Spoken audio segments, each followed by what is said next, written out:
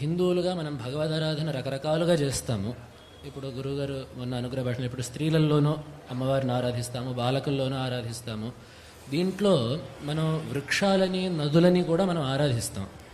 అయితే కొంతమంది ఇప్పుడు హిందుత్వం మీద పెడుతున్న నింద ఏమిటంటే, మీరు వృక్షాలని, నదుల్ని పూజిస్తారు కానీ మిగతా సందర్భాల్లో మీరు పర్యావరణాన్ని అస్సలు పట్టించుకోరు అని ఒక అపార్థమైన నింద ఒకటి వేస్తున్నారు. మన సనాతన ధర్మంలో ఈ పూజలు మాత్రమే కాకుండా పర్యావరణాన్ని పరిరక్షించుకోవడం, ప్రకృతిని అమ్మవారిగా భావించి దాన్ని గౌరవించడం గురించి మన శాస్త్రాల్లో ఏం చెప్పబడింది అనేది ఒక సందేహం.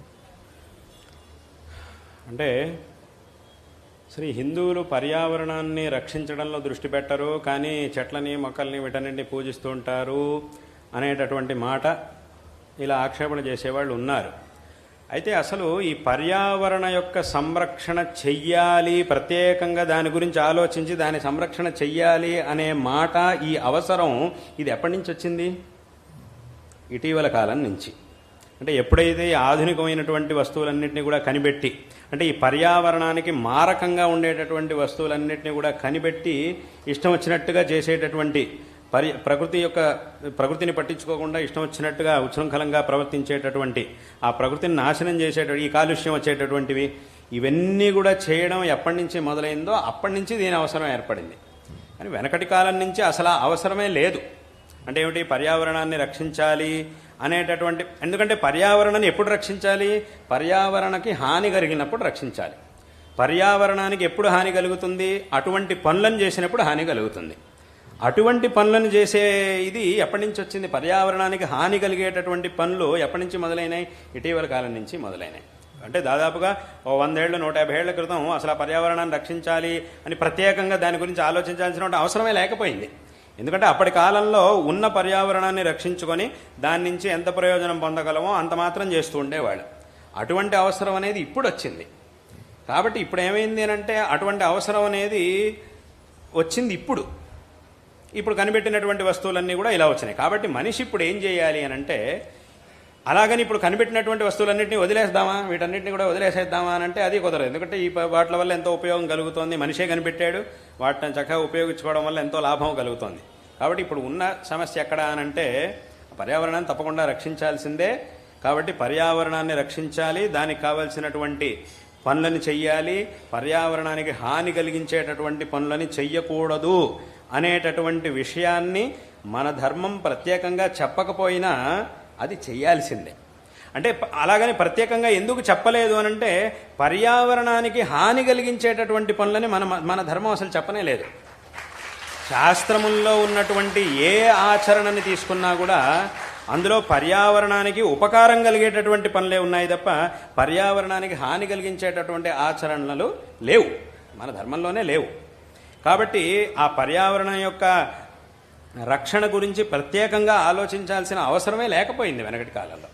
అయితే ఇప్పటి కాలంలో వచ్చినటువంటి అత్యాశ, మనిషికి ఉండేటటువంటి అత్యాశతో అనవసరమైనటువంటి ఉన్నతి సరిపోకుండా ఇంకా అది చేయాలి, ఇది చేయాలనే దాంతో ఈ పర్యావరణాన్ని నాశనం చేస్తున్నాడు. కాబట్టి ఇప్పుడు అది ఒక హిందూ అయినా సరే, ఎవరైనా సరే తప్పకుండా పర్యావరణాన్ని రక్షించే ఆలోచన చేయాల్సిందే. కాబట్టి అదేవిధంగా ఇప్పుడు చెట్టును ఏదో పూజించడం మాత్రమే కాదు, దాన్ని తప్పకుండా సంరక్షించాలి. అందుకే నేను చాలా చోట్ల చెప్తూ ఉంటాను. నేను అన్ని చోట్ల చెప్పేది ఏమిటంటే, నేను పెట్టుకున్నటువంటి ఒక నియమం నేను అలాగే చేయిస్తూ ఉంటాను అన్ని చోట్ల.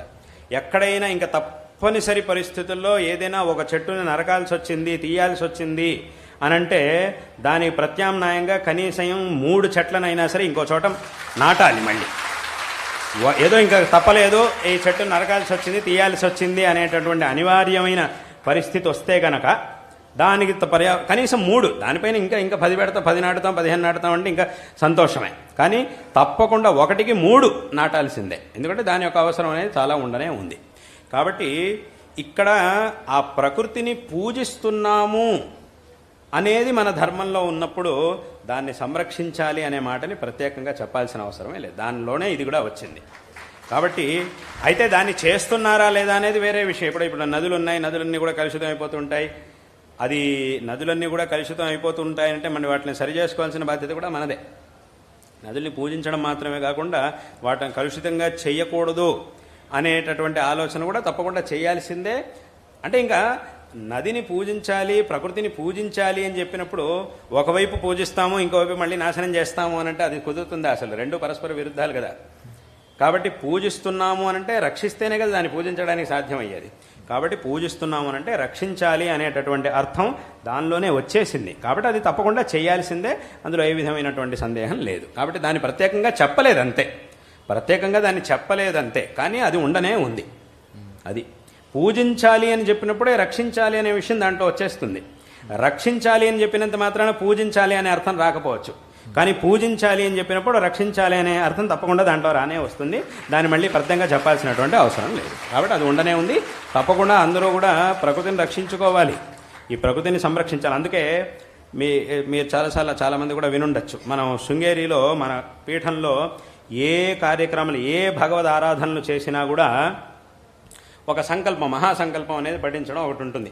దాంట్లో రకరకాల పాపాలని పరిగణన చేశారు. ఫలానా పాపం అంటే ప్రపంచంలో అందరూ తెలిసి తెలియక చేసేటటువంటి పాపాలు. ఆ పాపములని పరిగణించేటప్పుడు ఒక పాపం ఏముంది అనంటే అశుష్క వృక్షఛేదనం అని ఒక పాపం. అంటే ఏమిటి? ఎండిపోయిన చెట్టు నరికేస్తే అందులో నష్టమేం లేదు, ఎండిపోయిన చెట్టు నరకడం వల్ల అందులో ఏ విధమైనటువంటి నష్టము లేదు, పాపము లేదు. కానీ ఒక పచ్చగా ఉన్నటువంటి చెట్టుని నరకడం అనంటే అది పాపమే. దాన్ని పూర్తిగా నరకేయడం ఒక చెట్టుని అనంటే అది పాపము అనే శాస్త్రం పరిగణించింది, శాస్త్రం అలాగే చెప్పింది. అందుకే దాన్ని పాపాలు, రకరకాల పాపాల్లో అశుష్క వృక్షఛేదనం. అశుష్కం అంటే పచ్చగా ఉన్నటువంటిది, శుష్కం అంటే ఎండిపోయినటువంటిది, అశుష్కం అంటే పచ్చగా ఉన్నటువంటి చెట్టు, ఇంకా ప్రాణంతో జీవంతో ఉన్నటువంటి చెట్టు, దాన్ని వధించడం అనేది పాపము అని శాస్త్రం స్పష్టంగా చెప్పింది. అందుకే అక్కడ చేసేటటువంటి సంకల్పంలో ఆ సంకల్పాలు దాని పట్టిలో దీన్ని కూడా చదువుతాం. అంటే దాన్ని కూడా ఒక పాపంగా పరిగణించి ఈ రకంగా సంకల్పం చేయాలి అని వెనకటి నుంచి చెప్పారు. కాబట్టి ఇటువంటి అక్కడికి ఏమైంది ఏతావత దీన్ని ఎందుకు చెప్పొచ్చాను అంటే అక్కడికి పర్యావరణానికి హాని కలిగించడం అనేది పాపము అని స్పష్టంగా మన శాస్త్రం చెప్పినట్టు అయింది. కాబట్టి దాన్ని సంరక్షించుకోవాలి, దాన్ని నాశనం చేసేటటువంటి పనులను ఎవరు కూడా తప్పకుండా చేయకూడదు అనేటటువంటి విషయాన్ని అందరూ తెలుసుకోవాలి.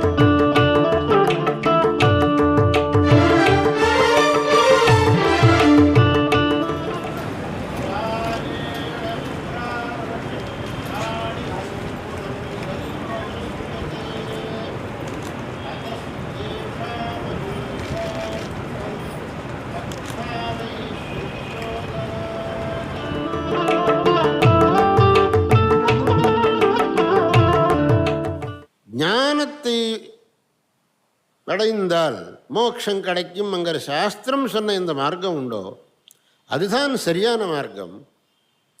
ஏன்னு கேட்டாக்க ஞானத்தை அடைந்தால் நமக்கு முந்தி செய்த கர்மாக்கள் எல்லாம் அந்த ஞானத்தினால் நசிச்சு போயிடும். ஞானாக்னி சர்வ கர்மாணி பஸ்மசாத் குருதே அர்ஜுனா. அதான் வேதவியாசரும் கூட தததிகம உத்தர பூர்வாகயோரஸ்லேஷ விநாசௌ தத்வ்யபதேசாத். தததிகமே பிரம்மணः அதிகமே உத்தர பூர்வாகயோः அஸ்லேஷ விநாசௌ. உத்தராகஸ்ய அஸ்லேஷः பூர்வாகஸ்ய விநாசः. முந்தி செய்த கர்மாக்களுடைய பலம் ஒட்டிக்காது, ஞானம் வந்ததுக்கு அப்புறம் செய்யக்கூடியது எது உண்டோ அதனுடைய பலமும் ஒட்டிக்காது.